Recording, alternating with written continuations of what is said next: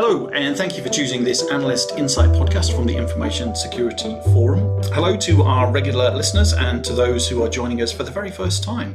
The audience is growing steadily, so thanks to everyone for their continued support. Tell your friends, bring them along.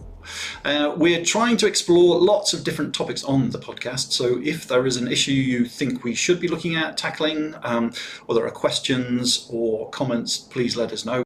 Contact details will be in the notes that accompany each podcast. This episode is about a topic that is familiar to a lot of us, cloud services, and the work the ISF has done to map the SOGP to the cloud controls matrix of the CSA. We've got a roster of experts to talk through the mapping and the issues around using cloud systems securely, so it should be a good conversation. My name is Mark Ward. I'm a senior research analyst at the ISF and to be honest, I've been pretty curious for a long time about cloud services. They pop up in Threat Horizon and I'm wondering how they're used and just the types of problems they cause members and organisations. So yeah, looking forward to this conversation. And I've got, let's say, good roster of experts to help with that. First up is Benoit Heynderickx, a principal analyst at the ISF from our tools team, who is a long-time expert on cloud, supply chain, and Kira, and numerous other things as well. Hello, Benoit. Hello, Mark. Hello, everyone. Glad to be here today. Yeah, you're a first-timer on the podcast, though a veteran of webinars, so I'm sure you won't be overawed by the showbiz aspects of this. Also here is Ross Johnston, who is the Security Patterns and Architecture Lead at Bupa, and a long-time user of ISF materials. Hello, Ross. Hi, Mark. Hi, Benoit. Thanks for having me along today. Good to have you here. Just a quick question. The clouds that Bupa uses, cloud services, do you have I hope you have a good idea of how many there are, but I guess because I did watch the webinar where yourself and Benoit talked about this, and I think there were some estimates of how many organisations generally use, but it's a growing number of cloud services that organisations use, and I guess that's the problem we're tackling here, isn't it? Just getting a handle on all those. Yeah, very much so. Bupa, like all large organisations, modern organisations, you can't not use cloud. And it's a complete mix of IaaS, PaaS, SaaS, pretty much every flavour of cloud out there, and they're across a number of different vendors. So the complexity is growing daily, I would say. Yeah, I'd say complex and changing as well. I mean, it's featured in Threat Horizon a few times in very different guises, and we follow that as well because we do report backs on some of the threats we identify, and even in the short time between the last Threat Horizon when we dealt with this, there's been some new issues have emerged. So yeah, it'd be good to go through some of those. Also here is Paul Watts, an ISF distinguished analyst and former CISO, who I'm sure has been bedeviled by cloud in the past. Hello, Paul. Woohoo! Yeah, they let me back to do another podcast. Yeah, good. Can't give you away. So were clouds the bane of your life as a CISO, or is it one of those things that you sort of I suspect there's a lot of shadow IT to it that you sort of go, hang on, are we using that cloud? And there's problems like that emerge. My relationship with cloud is like riding a roller coaster. Good times and bad. And as we were talking before we started recording, trying to control that sprawl, it's like trying to herd ants. I'm moving on from herding cats, and we're talking about herding ants now because that's the topic of the day. We'll maybe explain why we said that a little bit later on. Yeah, listen to the end for an explanation of why ants are. But I would imagine ants are easier to herd than cloud. Cats. Yeah. Well, than the cloud, but a bit more conformative. I think ants behave a bit better, I think, than some consumers of cloud. You can direct them with there's some well-established methods of directing them. Certainly, same with bees. I'm a beekeeper, so yeah, I know how to get bees to do certain things. Though they're cussed creatures and often don't do that. But anyway, moving on quickly to cloud. So Benoit, just coming to you first, and if you can take us through, I guess, the reason why this work was undertaken, and as well what sort of work is involved in creating a cross-reference like this between SOGP and the cloud controls matrix. Sure. Thanks, Mark, for the question. Mappings, cross-references. We've been doing this a lot at the ISF. We do this to ISO, to CIS, PCI, and Cloud Security Alliance is a very interesting organization. We've been looking at what they're doing. We know the Cloud Control Matrix is a very popular offering as well. So we thought there's a natural fit there to try to map our SOGP to the Cloud Control Matrix. Equally, we've been looking at the Cloud Control Matrix since it's been published, and it's used when we update the SOGP. SOGP is sort of best of all of the international standards out there. So we take the big ones, the important ones, the one that really matter for members, for security professionals. So yeah, CSA was a natural addition to this list of cross-references. I was just wondering, for the sake of completeness, we should probably explain what SOGP means to listeners who are not members of the ISF. Yeah, it's a good shout. Yeah, so standard of good practice is our Bible, I suppose, the main reference work for that basic but complete level of information security practice, I guess. Is that a good way to characterize it? Yeah, just sort of follow these instructions and you'll do a decent but basic job. And I guess, is that why the mapping came about? Is that I guess they have different perspectives, and by unifying them, then you get a improved security controls system for your cloud services. Is that the idea here? Yeah, I mean, SOGP, and apologies for all these acronyms. We're going to talk about SOGP and CCM and CSA. We obviously live and breathe by them. But so SOGP, standard of good practice, is the best of everything in information security. That's what we like to say about it. It takes all the best practice. It's a huge manual, of course, of good practices. Cloud has always been there, has always been in SOGP. Doing the mapping, I think, adds an extra layer of authority on this SOGP, saying that, yes, you can do cloud controls with SOGP. It maps to a specific framework on cloud. There's no reason why not to do cloud controls with something like SOGP. That's Yeah, but I guess I'd imagine, and correct me if I'm wrong, that the CSA is a bit more complete, because I guess that's all they do. They all worry about cloud, whereas SOGP is much more comprehensive. Like I say, it deals with most of the areas in information security. Yes, I guess it's good to maybe move on to a more practitioner person like Ross. But is there? Are they? I guess I would hope they're both useful to you, but I guess the cloud the CSA aspect is slightly higher level. Don't know. I mean, yeah, educate me about sort of how you use both of those. Sure. Yeah. So CCM sort of become the de facto standard, I guess, because it's got the word cloud in it. I think that's really why it's seen as the cloud framework to use. And I don't think it's necessarily because standards good practice or the other ones are necessarily lacking, but I think it uses the cloud terminology specifically. It's where SOGP will map to all the other ones as mentioned, NIST and ISOs and such like. But it's a great way I found, especially now with the mapping. It's a really good way to turn then that more generic, standardized, centralized SOGP view of the world to specific cloud capabilities and functions and feature names. That's where I found the best of it. I'm not sure it tells me a huge amount more from a control expectation point of view. And I would like to think that because the way we use SOGP and the way we've set up our reference architecture and we've cross-mapped all the different frameworks that are out there, and we do have a robust view of controls and capabilities on-prem, off-prem, private, public cloud. I just think it really helps sort of maybe convert some of those common capability expectations into cloud-specific ways of calling them. I think that's the key benefit I've seen personally from it. Right. I guess, yeah, you sort of got that good starting point, because I guess the other side of this is that, for want of a better mess of cloud services you've got, and you need a way to understand what's happening with all of them, or at least a way that they should be used. But but I guess that's just the first stage, because then I guess internally as an organisation you've got some education and other work to do just to make sure that those standards, controls, etc., processes are being adhered to, or observed, or even known about. Yeah, so large organisations like Bupa, regularly treated entities of us, and previously to Bupa I was in NatWest, so a highly regulatory banking environment.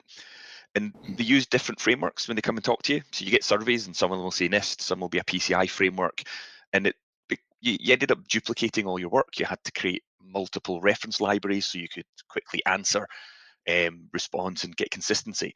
And again, that's when bringing in SOGP for those type of, I think, regulatory environments really helps, because it means you've got that answer once, or document once and answer many, is the way that I like to think of it.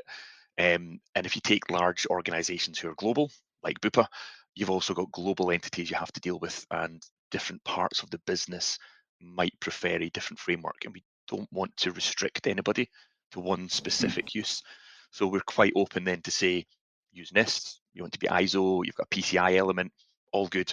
We know that we can be confident in that the patterns that we're building, the architectural practices that we're encouraging, they are comprehensive to cover all of those different environments and different frameworks. I'm 100% behind that. In multinationals I've worked, especially in umbrella corporate structures where everybody's been given a degree of freedom or autonomy, you find that people gravitate to particular standards and frameworks like HIPAA and ISO and HITRUST and PCI and so on and so forth. But when you then need to aggregate that, using the standard of good practice and those mapping tools as a pivot point to be able to aggregate everything together, I tell you what, that makes my life so much more easier, in quotes, because it's never easy, but it's easier for sure. But the big blind spot has always been, what do we do with cloud at a more molecular level? So, I'm absolutely really, really pleased to see that the CSA mapping has now been introduced to that. I think that's the latest part of the jigsaw, and it's great to be able to now take all of that cloud infrastructure, wherever it may well be, and reconcile some of that back to the standard of good practice in itself. It's definitely a massive step forward, and I can see numerous ISF members who will get massive benefit from that. Yeah, I was going to ask Benoit, have we had some good feedback from members about this as well? Just the sort of, it's solving them problems, because like Ross said, whatever way they come at trying to sort out the cloud services, then they can plot a route through those maps and say, well, yeah, no matter what, we're there with that one. Sure. There's a lot of demand from the membership and security professionals for us to do this work. We've already done some presentations at one of our recent events at ISF Congress with the CSA, a joint presentation with CSA. It was a very busy, very welcome presentation. There's lots of interest, and even prior to this mapping as well, we did some work previously with the CSA. We did some research on cloud security. So the membership, the experts are all interested on cloud. I'd like to add also that to me, cloud is this word which I don't really like anymore. The cloud specific, the cloud. It becomes more and more morphed into a sort of normal data center, outsourced data center, not outsourced data center. We talk about hybrid, and that's why I think it's very important to do this mapping and to give this message that you don't have to use a specific cloud between brackets framework to control your cloud environments. Any standards of information security can help you with that. There are obviously a few specificities and in the cloud control metrics. I think Ross, you were talking about these a little bit, but there's not that many. So I think it's a good point, Ben, Mark, because I think saying that it's very morphed now. It's very hybrid. So where people used to talk quite happily about CSPs, cloud service providers, and CSCs, cloud service customers, it really does depend on the environment now. It's not as simple as saying, the CSP is Amazon or Azure, because if it's a hybrid or a private cloud, well, actually your internal operations or maybe a outsourced third party become your CSP, and they have to then obviously be aware of the requirement of the shared responsibility model, what actually needs built. So when you do use things like CCM and such like, you have to still use it contextually to the environment that you're applying it to. It's not as simple as going, that's not my problem, that's a CSP problem. Actually, it could be your own organization's problem or your third party that you've maybe done some sort of outsourcing with. So I think it's really important to still have that contextual version. Any framework that we use across industry is that taking the framework and the mappings, but then contextualizing them for your environment so that you're not going to leave any gaps or any potential areas of exposure. I was going to pick you up on that, actually. It's an interesting one, using the word control in that cloud control matrix, because one of the things that we've kind of grappled with as cloud has just mushroomed into this hybrid thing, and those lines between on and off prem have become quite blurred. One of the challenges that we have to overcome is moving into certain faculties of cloud infrastructure. We have to relinquish an amount of control. There's this notion that the cloud is just somebody else's computer, and traditional failure modes in cloud data centers are no different to what we see in on-prem data centers. But we do lose some of that control. When you then reconcile that back to broader frameworks in terms of, are we on top of all of this? How do we address that relinquishing of control versus the benefits of moving things into the cloud? Is that something that you've looked at in Bupa as you've started to stand up those control environments and aggregate everything up to say we are putting everything in the right direction? Just be interested in your views on that, actually. Yeah, no, that's a really good point. There is that line of, I guess, handing over control that you have to perform the right levels of assurance to get the trust in the underlying provider, whatever that may be. If you start throwing in serverless, you've got a whole new world to look at where it's a shared stack, it's a queue that everybody else is using, and there's certain things you can put in place to help protect against that, as you can with all the other layers of cloud itself. So I think it's really about making sure you do a really good due diligence on the cloud provider. And one I used to always say is that cloud is secure. It depends what you do with it, depends how secure. So the cloud provider, out the box, if you leave everything off, so S3 bucket on the internet, you don't switch it off as an example, you've got an immediate exposure. You can make it secure by taking it off the internet and putting layers of authentication, authorization, encryption, and all these multiple layers of controls and capabilities. It's finding that balance, I guess, for your organization, and also very much driven by data, PI, GDPR, all of those regulatory entities requirements have to be thrown on top as well. So it really is about recognizing the benefits versus the risk and the threats which cloud gives you. A whole new threat posture using cloud. I guess there's complete new layers of exposure that you have to take into account. So yeah, it's go with care. Make sure you're using the right level of security. Again, the frameworks help you direct in that direction. It helps make you consider certain things in certain ways. But again, comes back to being contextual for your business. Cloud isn't right for everybody all the time, and there may be some things you say it's just not right for that service or that based on your own risk and threat profiles. It was a mistake that a lot of people made in the early days, actually, and I think this is maybe where the CCM will help. Where if an organisation invested into, let's say, infrastructure as a service, let's go with that, and then they're thinking about ISO certification, and they look across to Azure, and they say, we're trying to do ISO, and they go, oh, it's great. Look, go to the Trust Center, download our ISO certification, job done. And the big gotcha that a lot of people recognized or fell into was there's a line. So everything below that line is covered by that certification in IaaS, but everything above that line is your responsibility. So you've relinquished some control and you've retained some others. It's really important you understand that, because then when you look at the totality of that, you can't rely just on their certification. And that, I think, is where the mapping kind of helps, and that aggregation into the organization's control frameworks in totality, just to realize who's doing what to who, when and why, responsibilities, accountabilities. And it opens up a whole level of complexity that some organizations have really been caught out with. Do you agree with that? Have you had similar experiences? Yeah, definitely, from previous roles in the bank and where I am now, that especially I think SaaS was seen as being the fix for everything. Don't worry, just put your data in and use the application. But there's such a high risk, I guess, threat profile from jumping straight into SaaS and not doing the analysis of what's underneath that. Where's your data residency? Are you getting told if there's any breaches, for example, within that provider? There's an awful lot of things you have to build in, and a lot of that is at the supply chain services, the adoption layer. But security sits there as much as it does as a firewall and a WAF in front of the service.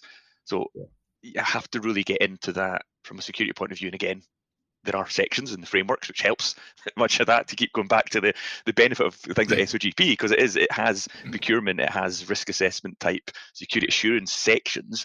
It's not just about the technology based controls all the time. There's a lot of process operating controls you need to put in place, and very, very much especially for SaaS can be, I think there's a lot of potential exposure with a lot of SaaS services out there. I think just on that, and then I think context is really important, and that's the bit that it's, especially when we've now moved into hybrid architectures, you've got to be really, really clear on context to select the right controls. Otherwise, you aren't necessarily treating the risk in the way that you would expect to be. Ross mentioned the Amazon S3, and certainly as a very crude hacker. I've run scripts across S3 buckets to try and see which one you find is amazing, what you could find.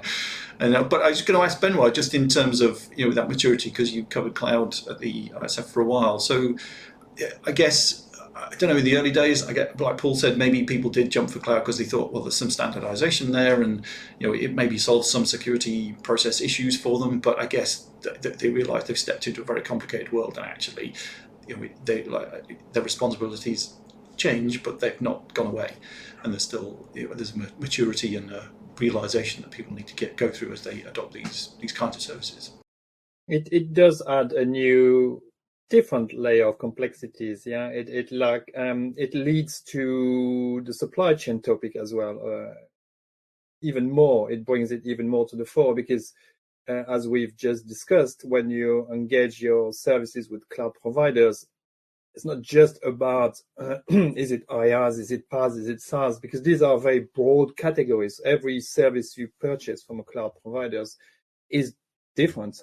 And IaaS in AWS is different from IaaS in Azure. So you have to contracts, you have to understand what you're getting, what you're not getting, and then where you need to build these controls and when you can relinquish the controls, as Paul said, and where's the line really? And yes, in the old days, not so old, but the old days, we could say. There was an assumption from security experts, from IT experts, that cloud is cloud and we don't need to do any controls there. The cloud providers are taking care of everything for me. Great. But that's definitely changed. And this is something that I think we can say pretty confidently, security experts, IT experts now know that cloud is not something they can just ignore and assume that all the controls are taken care of. You can't just set and forget it. Yeah, I think, so having done some work on governance last year, one of the aspects that we explored a little, but I think at some point I'm sure we'll come back to, is just how it changes that governance and just oversight stance.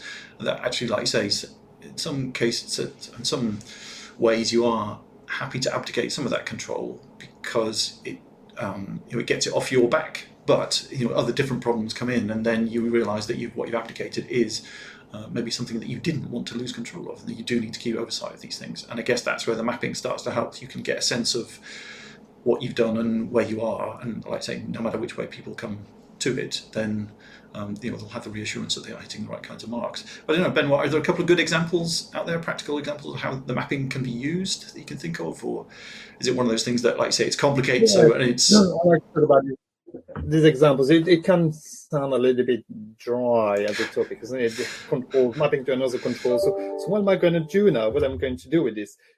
So let's take an example, something that members, professionals like to think about, or how do I do secure configuration, for example. Secure configuration is something you can do with the two frameworks, really. With CCM, there's a nice little control domain called infrastructure virtualization. It has quite a lot of good controls there that will help you to secure your configuration, your environment. And then in SOGP, we have, again, a lot of controls of good practices in this area. We have a topic on virtualization, a topic on how to segregate your network devices. All these are mapped. So I like to say, if you want to start, for example, with CCM, you can look at this control domain on IVS, infrastructure virtualization, and then look at all the corresponding controls or topics in our framework SOGP. And you can complement and enrich, of course, all your controls in this area of secure configuration. That's how I would use the mapping, starting with one or the other, and then looking at the complementary aspects. Yeah, and Ross, I guess, has it simplified your job a bit, or is it, I'm just curious about sort of that practical aspect of it? I suppose it just sort of gives you a warm fuzzy feeling that you've got a sense of these things are working now, and I know you know what you need to do.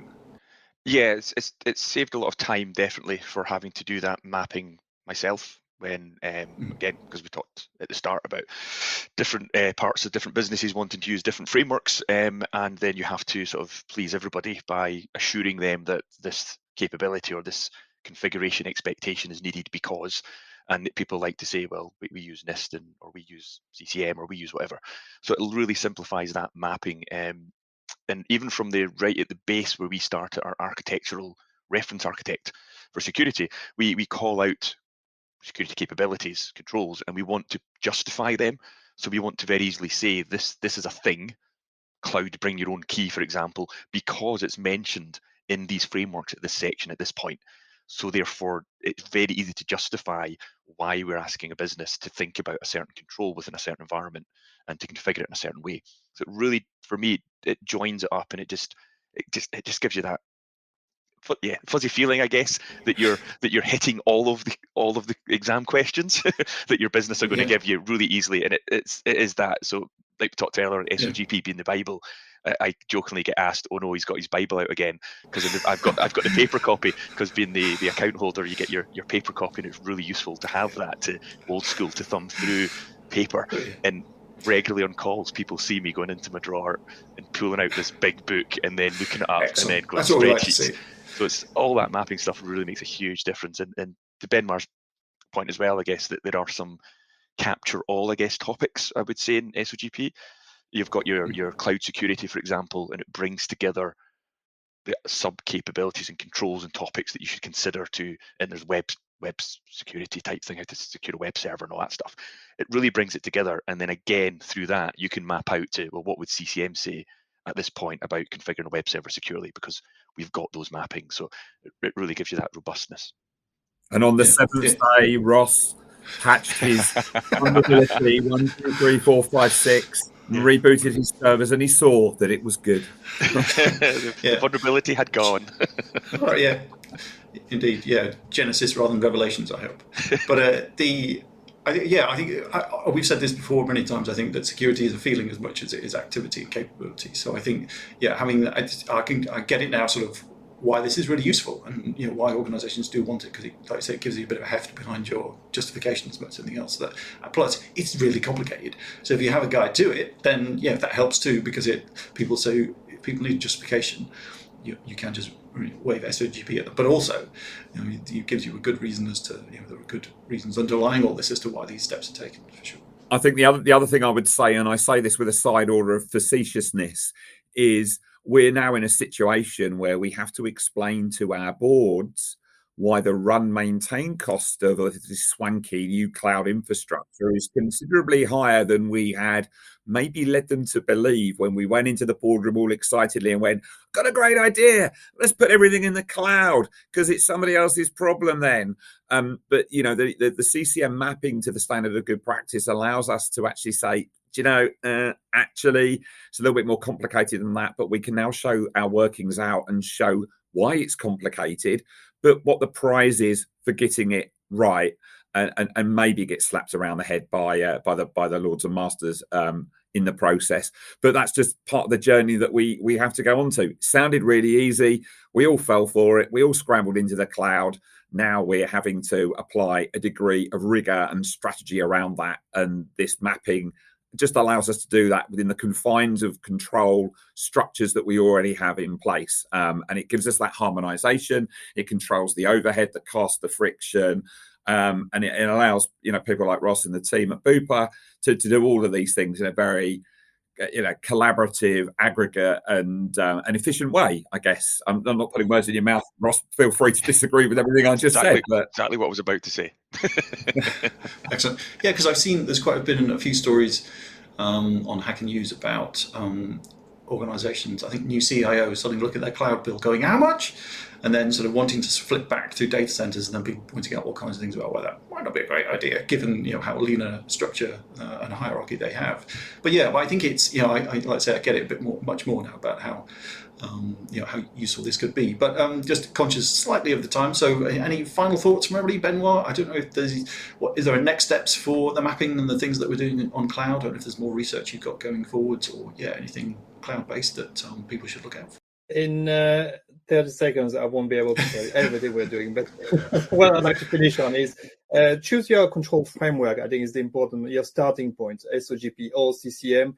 In the case of being an ISF, I would highly recommend the SOGP. And you can be assured that you have access to all of the best of these international standards. Ross, final thoughts from you on clouds and mapping controls, those kinds of things. Do you sleep easier at night thanks to this? I think I can finish up earlier because I don't have to do as much late nights mapping. That definitely helps. There's its benefit right there, I think. Yeah, I think a wise man once told me that no framework is right. Just some are more useful than others. And I think what this does is this brings together the usefulness of lots of frameworks into one place. So therefore, you get the best of all. I think that's the bit for me, is that you'll never ever you'll very rarely convince somebody to use one framework over another. But the point of this is you don't have to now. You can use all of the frameworks in the best possible way. Paul, any final thoughts cloud-wise? You're glad you hands off these days, or you want to dive back in now because of the mapping? What I would say is a slight variation of that. So, I've been working with the ISF as a member for many, many years as a practicing CISO, and now, on the other side of the fence, helping CISOs try and make some sense of it all. And as the years have gone by, the power of using the standard of good practice as a pivot point for all of these legal and regulatory overheads is becoming more and more useful to our members. Now, the legal and regulatory frameworks in which we operate are vast. And there are some that are rising to the surface as becoming, more interesting for more members to focus on. So NIS2, DORA, the financial services resiliency frameworks. There are drawdowns and demands for us to take those and also map those to the standard of good practice. That is absolutely something that we would look at. My advice to ISF members would be, please use the power of the community to upvote and put your ideations into the Future Research Hub. Vote for which frameworks you want us to map next. I think that's really, really important. And for non-members who are listening to this, absolutely hand on heart, and I can say this as a practitioner, as an ISF member of the global team, it really has value to be able to take all of that, different disparate regulations and aggregate them to a single focal point, and reach out and talk to us if you want to learn a little bit more about, how we've done that with other members, or listen to future podcasts, because I don't think that this is a topic that we will do once. I'm sure we will come back to these use cases over and over again. Yes, we're very keen to feature members on the ISF podcasts. Many thanks to Ross for joining us. And we should say why there was that Ant reference at the start, because of Ant's family connection. I think you said your son was interested in ants particularly for a while, or still is? Yeah, that's right. He goes by the name Ant Boy. He's been lucky enough to be on Spring Watch and Countryfile and the likes, really talking about insects, and ants is his speciality. So yeah, there's lots of things we could learn from ants, I guess, with their how organised and conformative, I guess they can be. So yeah, we take a lot of lessons from life from ants, I think. Thanks, Benoit. Thanks, Paul, as well. And thanks, everybody else, for listening. Like I say, tell your friends. The audience is growing. You know where you should be. You can now find ISF podcasts on all major podcast platforms. If you look at the show notes, that'll give you a link to the page on Audioboom where you can subscribe to make sure you don't miss an episode. Podcasts are also available at securityforum.org, where you can also learn more about ISF research tools and guidance. Thank you.